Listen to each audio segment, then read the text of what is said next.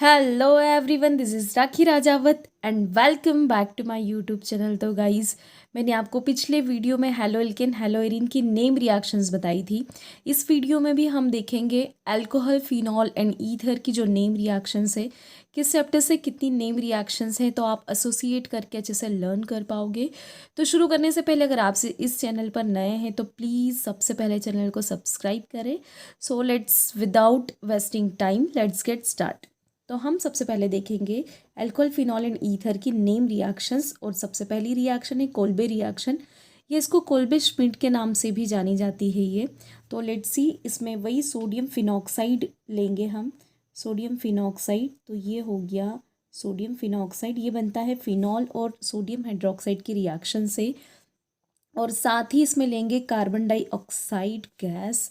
और ये जो रिएक्शन है ये होगी 120 टू 140 या 130 टू 140 डिग्री सेल्सियस। या आप केल्विन में इसको चेंज कर सकते हो। प्रेशर इसमें लेंगे हाई प्रेशर, और हाई प्रेशर के साथ ये एक इंटरमीडिएट बनाएगा। और ये जो इंटरमीडिएट होगा, ये इंटरमीडिएट रिएक्शन करेगा अगेन COONA बनाएगा ये। और HCl के साथ इसको रिएक्शन कराने के बाद में ये बना लेगा आपका सैलिसिलिक एसिड। तो OH देन COOH, यहाँ से NaCl निकल जाएगा, राइट।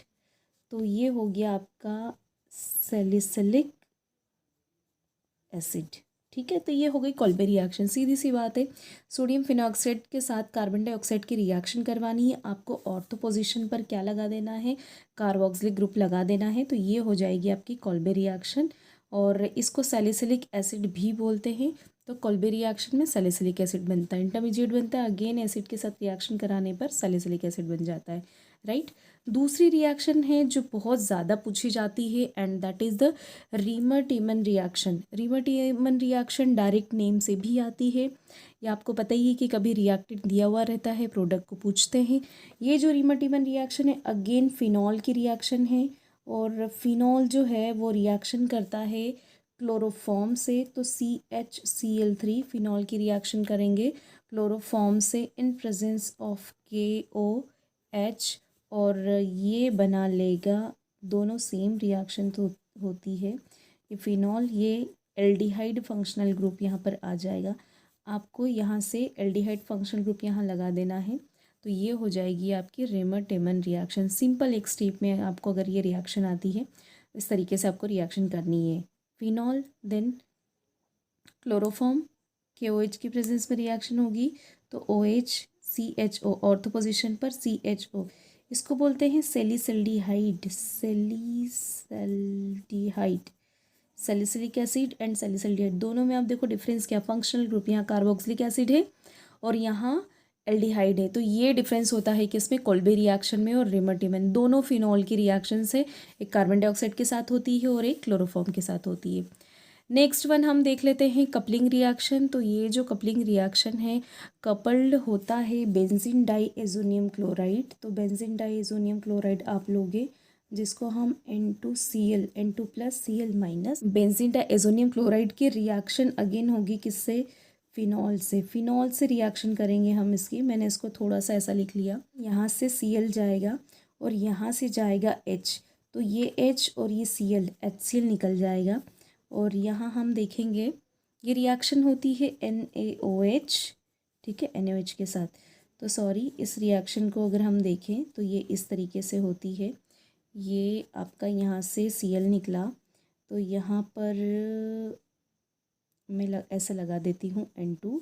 और ये दूसरी वाली बेंजीन रिंग और इसके इधर OH है, ठीक है। अब इसमें से बाय प्रोडक्ट निकलते हैं।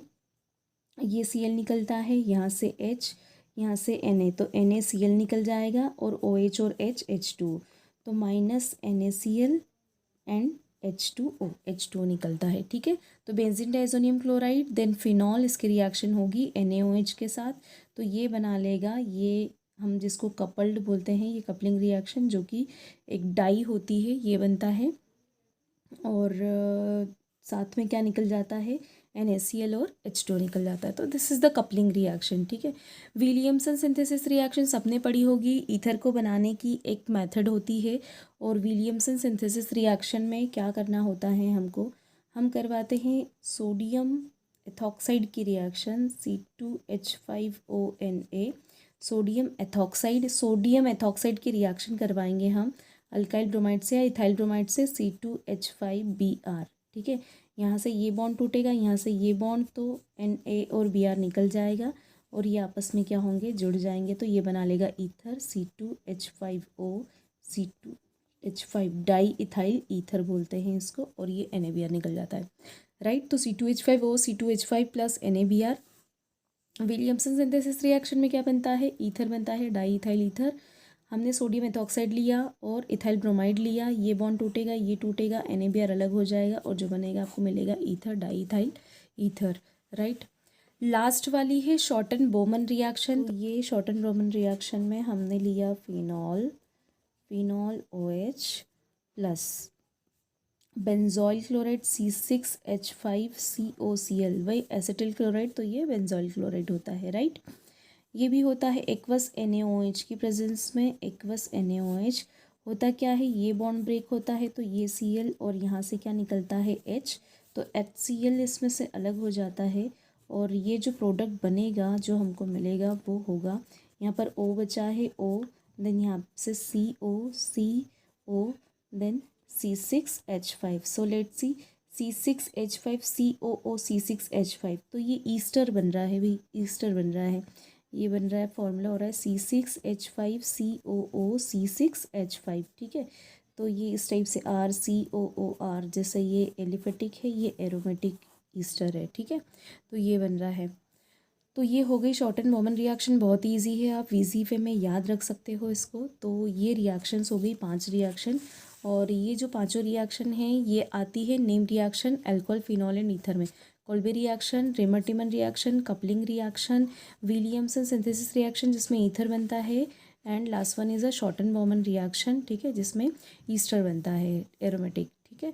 तो ये हो गई 5 रिएक्शन, एंड आई होप कि ये जो नेम रिएक्शन की सीरीज़ है आपको पसंद आए, और अगर वीडियो पसंद आया हो तो please like share and subscribe.